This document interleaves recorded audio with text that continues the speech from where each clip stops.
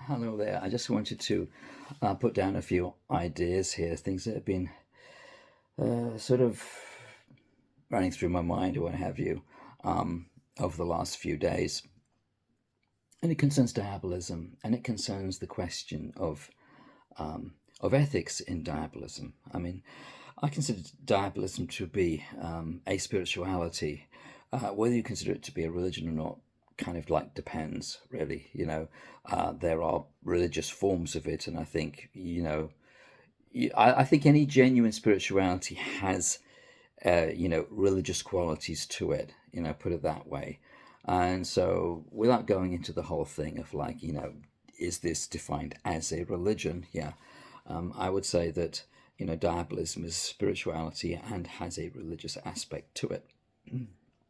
Now, the thing with any spirituality, as far as I can see, is that there is always some sort of a substrate to it, which forms an orientation. And that orientation, it underlies all sorts of things that develop from that spiritual stream. It underlies things there. And one of the things that always develops is some sense of ethical orientation in spiritualities, as far as I could see. I think that's always so. However, it's couched, whether it's couched as sort of like quite abstract precepts or as dogmatic statements or codes of honor or what have you. Yeah, a lot of these things.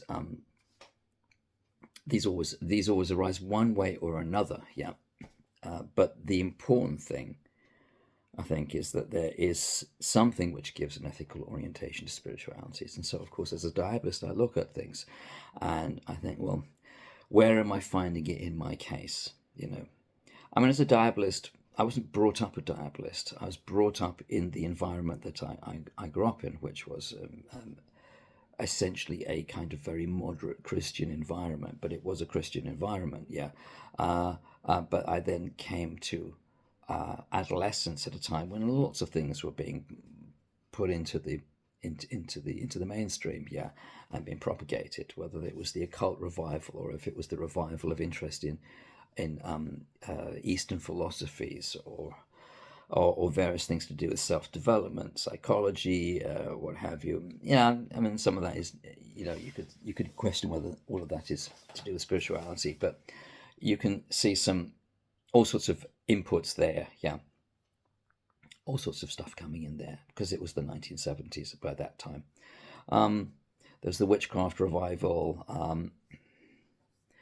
Aleister Crowley, all sorts of stuff. Yeah, so a lot of stuff fed into what I found things. Now, I didn't grow up without any kind of like a foundation. I already had foundations, even if I questioned them, and that's important. I think it's important for kids to have foundations, something that they can build upon, even if it's to question them and reject them. You need foundations, yeah.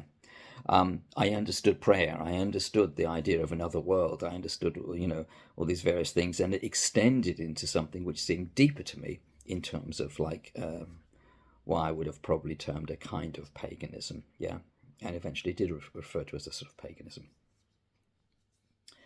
But in terms of diabolism, now I want to look at, well, what is the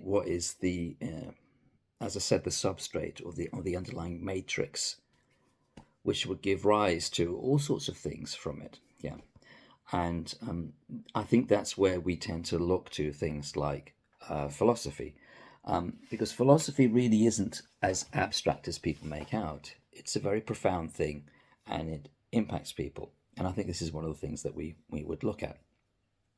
I mean, if we look at diabolism, of course, it's a spiritist religion, and one of the most important things with diabolism, it's about relationship to the spirits, it's about relationship to their world, and that gives us all sorts of releases from what we might otherwise be embroiled in, because it releases us from what you might call the human game, because it gives us a different perspective. Yeah, that's one thing to bear in mind. Yeah, but if I was to look at what are some sort of like pretty central principles that seem to come through most forms of diabolism? And by diabolism, I'm thinking of things like I'm looking at things like thelema, which I think has a very strong diabolic basis, and to an extent, certainly modern Satanism, which I see through Anton LaVey as being a a re, a reframing of what is essentially thelemic principles, in many ways. I think LaVey, I mean, his work is very crude in many ways, and it's very kind of campy, really, and that's deliberate on his part, and it's very high on attitude and what actually ends up as being real silliness, to be truthful, when you look at it. But he was a serious occultist, I do believe, and you could see him as almost like boiling down aspects of the Book of the Law into something extremely basic, extremely portable. And the one thing that he did do, which was very, I think, interesting, and all sorts of problems attached to it, was to try to boil down a kind of almost like it down to a sort of like a little ethical machine that you could use, to look at things. Now, it gets very, very crude and crass in his case, and I think that's done an awful lot, ultimately done a lot of damage, because there's a lot of people running around who have an extremely simplistic and extremely infantile idea of Satanism because of that. However, he did at least try to make something which would take things from the Book of the Law. This is how I see it. Take things from the Book of the Law and put them in a kind of pulp form, whereby all kinds of people could just engage with those and engage with them quite practically, asking ethical questions based upon what would be essentially I think, thelemic derived sort of like orientation.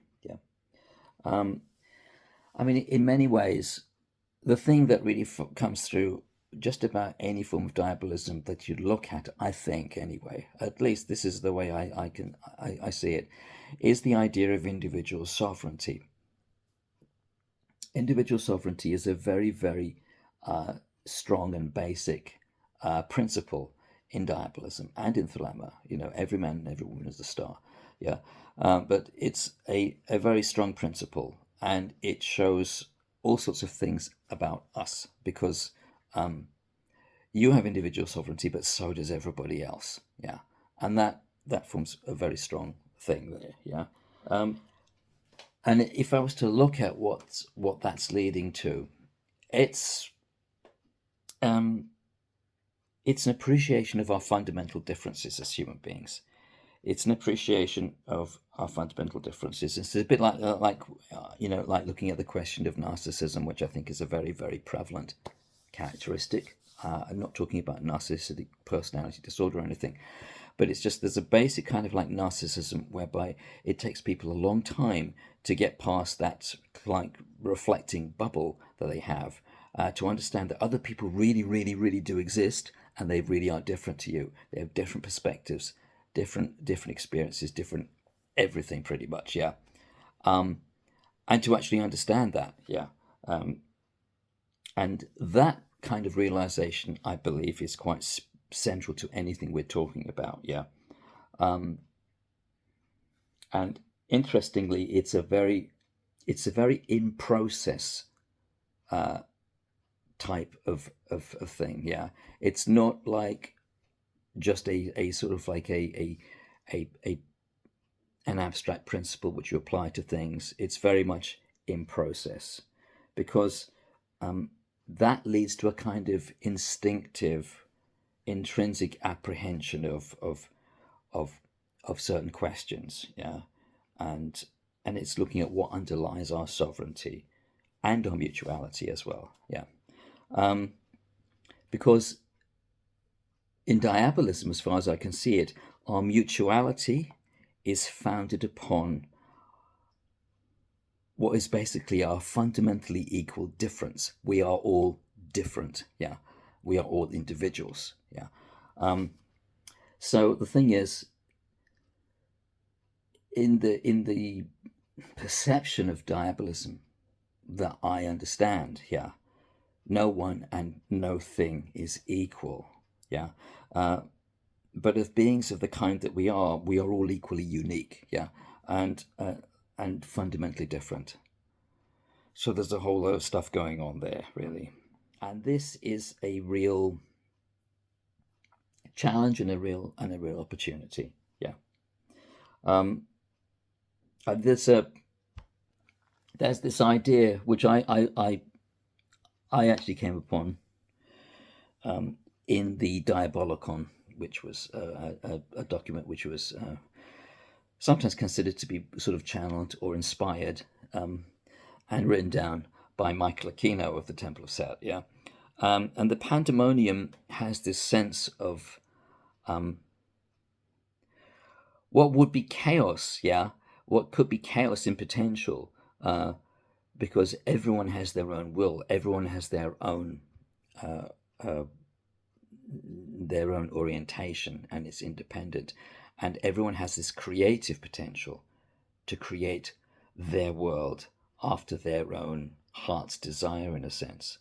But when everybody is doing that, then, well, what happens? Now, it could be extremely funny, it could be extremely horrifying, it could be extremely unworkable, it could be all kinds of things, yeah. But in the story that unfolds in the Diabolicon, which is basically set in the newly formed realm of hell, the demons come to an agreement that they will follow the way of Satan, and that they will, because he has the greatest wisdom or what have you, yeah. And so they sort of like, they actually form a new kind of order, in a sense, but it's not the sort of order that we are used to, yeah. Now, of course, that's one way of looking at that, yeah. In Thelema, we have this idea that, well, every man and every woman is a star. Everyone follows their true will, their true course, and that if you are truly following your true course, you will be in harmony with other people following their true course. Yeah, of course. Now, as a philosophical idea, yes, that seems very sound, really, as a philosophical idea. Yeah. I think it's talking about essentially the same thing, but couching it differently. But the idea of the pandemonium is, I think, very interesting in diabolism, because it means that it gives this sense that there's a possibility of having a kind of a world with a different kind of order, in which people are not suppressed, in which we all have our own way of expressing individually, yeah, and that we can do this without basically destroying our lives in the world in the process, you know. And there is that sense there, because the pandemonium refers to the realm of hell. There's the sense of this being the kingdom of the devil, and so it's, in a sense, how do you bring about the kingdom of the devil on earth, in a sense. So that's a kind of thing that sort of like that crops up there in some ways. But, you know, because we've got this thing of coming to terms with ourselves, yeah, coming to terms with our difference. We're all different, yeah, and we're coming to terms with ourselves as well, yeah. That involves overcoming things like narcissism, yeah. It involves growth, yeah. And I have this sense that diabolist ethics, for me, as far as I can see it, is based in fundamental part upon the sense of psychological development of the individual, yeah, and so in a sense upon the the idea of individuation. This is a similar kind of idea, yeah. But however you want to look at this, yeah, this task that we are all tend to be faced with in this process of living, in this process of being spiritual beings, yeah, living in the world and amongst others, yeah. However you want to look at this, I think the processes involved are rooted in an understanding of ourselves, our limitations, yeah, and of our narcissism, yeah, and what we can do with it, yeah, because we are faced with that question, yeah. We all have different natures. We're all different. We all have different natures, and we all have natures which seek fulfillment, yeah. But we also all have all kinds of limitations, and we have things to come to terms with, things to understand, yeah. And that gives us the challenge of what do we do with that. And I think what these things lead to is the facing of our issues, really, and our development as people and as human beings. So we grow through that process to be the best people we can be, and the best diabolists we can be. That is how I would basically see it, really. But again, what this comes out of, it's not coming out of a kind of a fiat, a divine fiat to say you shall be like this or you shan't be like that. It's saying this is the nature of things, yeah. And this is a process in consciousness which is implicit in being alive and being aware and having an identity and having individuality. And we can, of course, see some of this as being dependent upon the what some people call the gift of Set or the black flame, or however you want to put it. But the fact that we have this capacity for self-awareness and this capacity to be awake in a certain kind of way and grow, yeah. That's how I'd see it. You might note that there isn't an awful lot of pride and rebellion in this, apparently. I think that's because I don't see it really in those terms particularly. Rebellion is always very important at certain points. There are crisis points, and I think you should feel. I don't know if pride's the right word, because I see an awful lot that's very negative about things that people call pride. A lot of stuff which is just blocked and stupid and really, really underwhelming about things that people term pride. But you could talk about responsibility. You could talk about a real sense of value and living according to values. You could talk about having a sense of values. Certainly, that's absolutely essential. Now, is that pride? Well, we get into a bit of a sort of like linguistic, spaghetti over some of this stuff. But I think it's the sort of thing, I think diabolists need to look at all of these type of things, yeah, and take them apart, because there's so much detritus and so much garbage attached to this area, which is very sad. But we have to ignore that and just look at the at what we can find and where we're going, because our links to our gods are very real. Our links to the spirits are very real. The place they have in our lives is essential, It's the core of our lives. I mean, I think, and once we realize that, once we understand that, our lives are on a much better basis, yeah, because we then understand how important those relationships are and how real they are, and that things aren't just abstract principles, but actual real beings, real processes, and real life. Anyway, so that's my thoughts for today. Bit rambling, but I hope they made some sort of sense.